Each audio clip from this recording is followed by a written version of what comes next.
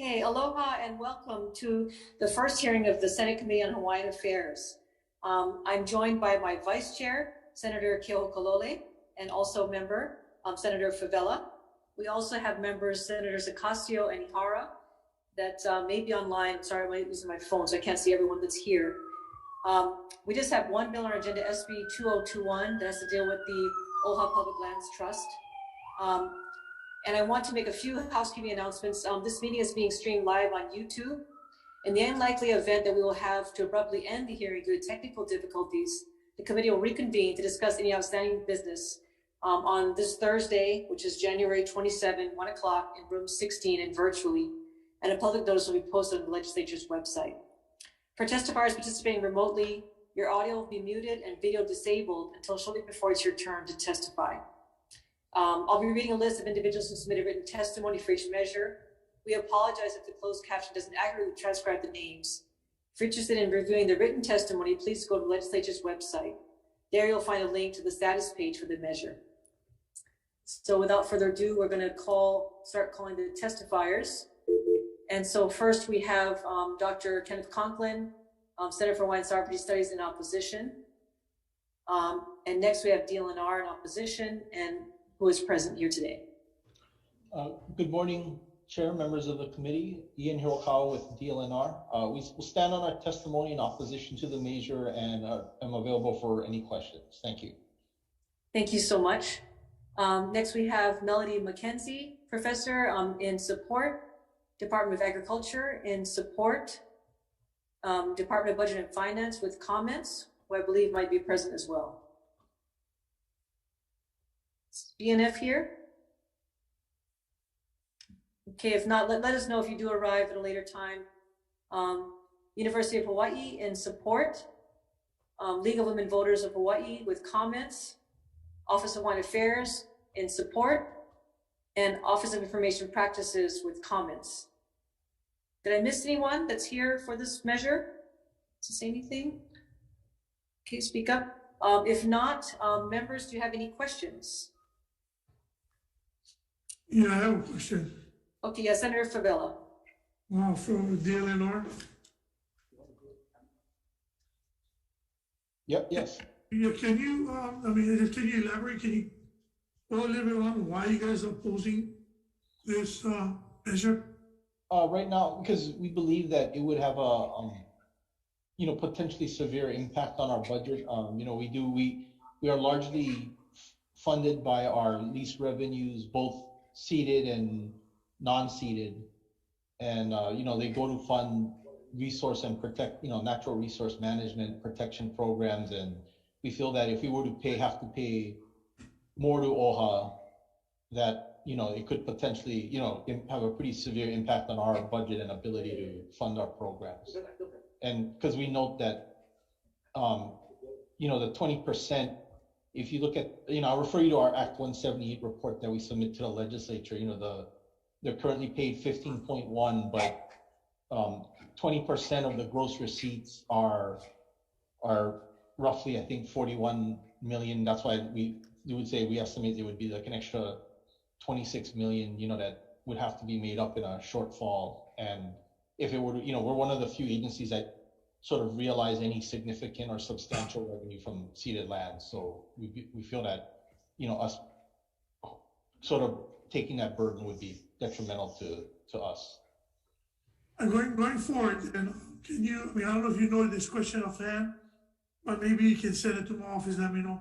How much ceded land of these lands that you guys are occupying going forward? Do you know how much acres or that you guys are in you guys' inventory?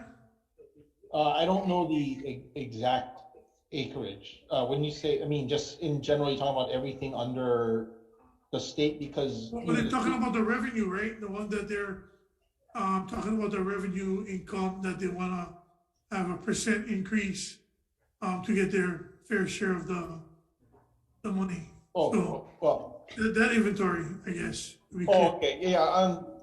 I can send you the I can send you a link to the Act 178 report, which gives you the ceded land revenues information for not just DLNR, but all the state agencies. And we're included in that, and it'll tell you, okay, how much revenue we made, how much was paid to OHA, and so on.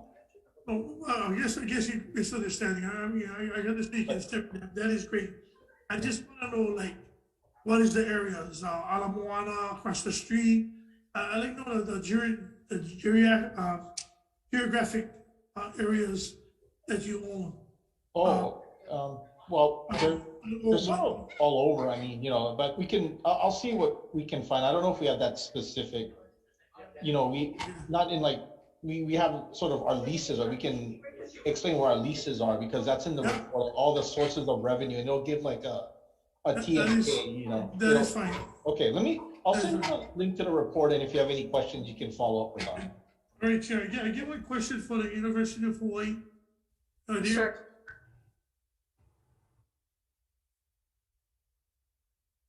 Is anyone here from University of Hawaii? We may not have anybody actually. I think Chair, the question I wanted to ask you, I know they're supporting this, but is the University of Hawaii exempt for any of the title ownership under this bill? I don't believe so. This bill doesn't exempt anyone as far as I could read. The only reason why is because we always, I guess, not having the proper funding that the university and the receipts, we talked about this a couple of sessions ago. I just don't understand. I understand DLNR and all of these guys saying it's going to affect the overall revenue. But if the money, again, belong, and it's the only avenue as people of Hawaii have with OHA, I don't understand. That's the reason why I need more clarification. So thank you for the opportunity, Chair, but I just don't understand.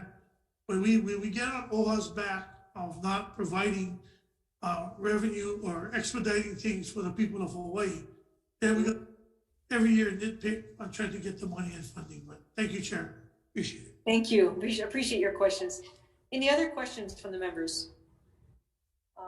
If not, I had a question for DLNR, Mr. Hirokawa. When I read this bill, it looks as though the only two things it's doing is saying that OHA should be paid the overpayments. So monies that departments already paid that went over the 15.1 million that are in, I believe, an escrow account right now. Overpayments from the past and going forward. And that it also establishes a negotiating committee. So it's not, this bill, I don't believe, is asking any department to pay more than what they're currently paying. If that's how I read it correctly. Is that how you're reading it too, DLNR? I mean, so I don't know if you're maybe more so opposed to the negotiating committee being established. No, I don't. I'm sorry. Can you hear me? I'm sorry. Yes. Okay. Yes. Yes. We're not opposed to the negotiating committee. I thought we had.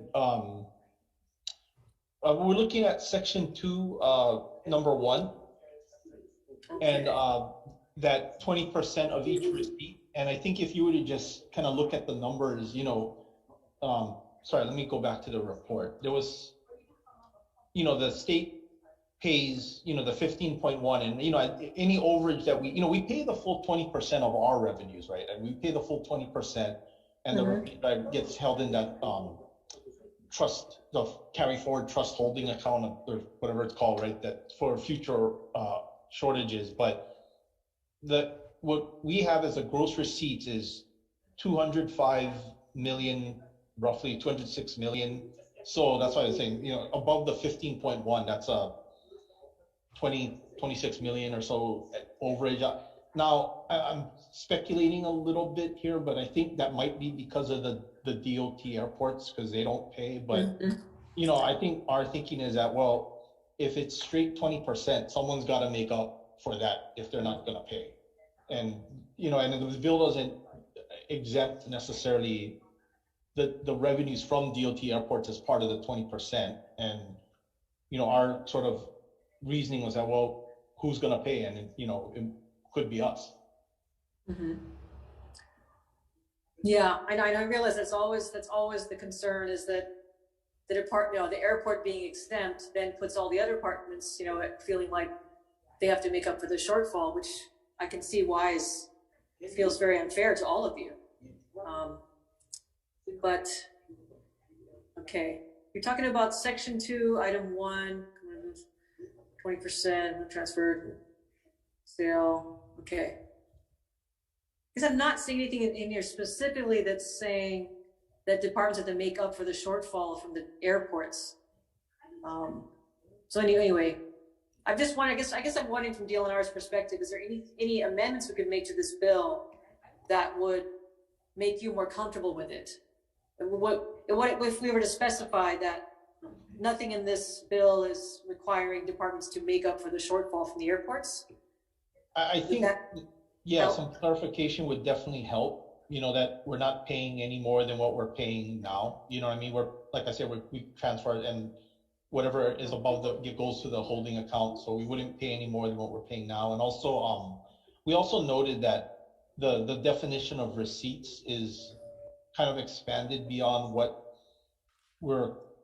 is currently what we understand it to be, you know, because how we treat it is any revenues from sales, leases, or other dispositions, right, of ceded lands. And I think the way the definition reads for any permitted use, I think that might expand the scope too. So I think that would be the two big issues. Okay. So the definition section where it talks about receipts, you want it to have no changes from the current definition of what receipts are. Yeah. I think, okay. Like I said, largely, I cite to, I think we cite, we cite to in the testimony, you know, just the what's in the Constitution and the Admissions Act. But like I said, sale or other disposition, I believe, whatever the terms are, to be consistent. Okay. Yeah, because I mean, I think there's 3 public lands trust bills that are before this committee.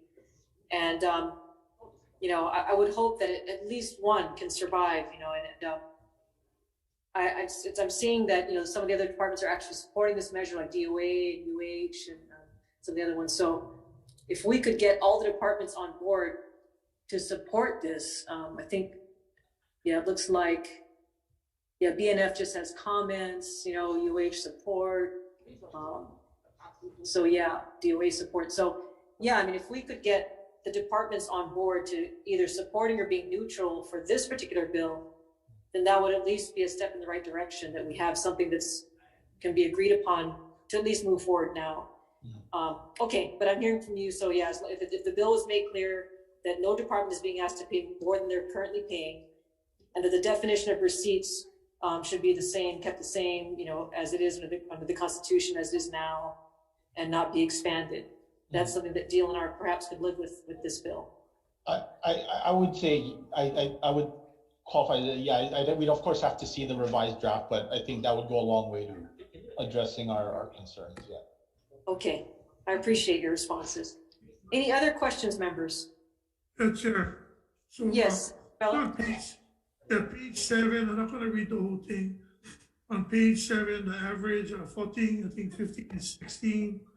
And 17. I just want to read the part that you was talking about, and that's the thing that they've been talking about a few years now, of the 97,433,474 of next 10 fiscal year. They want 20% on an average report of the gross of the fiscal year of 2011, 2012 to 2020 to 2021 is 39,486,000. I think this is what they're been after for a while. The overage was put on the side, and they had no access or no any avenue to have these funds. So I think that's I guess I'm not sure if DLNR understand that. I don't think it's adding to any of the departments to pay 20% more to the revenue, but to give what is there now to them, and that's a lot of money that is there. So that was one of the clarifications. I remember speaking to them last year about the money being there and how they can get the access to be given to them. So I think that needs to be clarified, and let everybody know that the money is not extra money that they're taking from the departments. It's already there. Yeah. That's why it's a good bill. You know, it's not. Yeah, it's a actually, it's a budget neutral bill at this point, the way it's written. Which is So- there. Yeah. Yeah. Yeah. Okay. I just get two more, sorry, real quick. Okay, sure, Senator Bell. This probably can go to OHA, and this was asked by the community, so I want to ask it while we have you on. Actually, I don't think OHA's here. Is OHA present? Oh, they're not here? Yeah, I don't think OHA's present, unfortunately. Okay, well, But I I'm just sure want to that say, they're probably watching, so you can go ahead and ask. yeah, I'll just say it for the record, Chair, thank you. Does the land trust monies go to OHA and the Native Hawaiians beneficiaries? That's one. Does the Native Hawaiians have public input or vote towards where the monies are being used? So if you guys are watching, can you just email my office and give me those answers? Appreciate it. Thank you, Chair. Yeah, yeah, and it's great. This is all, like I said, recorded on YouTube, so they can also watch an archive version, and they'll see the questions that you had. So I appreciate you. Any other questions, comments from members? Okay. Yeah, maybe we'll go into a breakout room then to make decision making.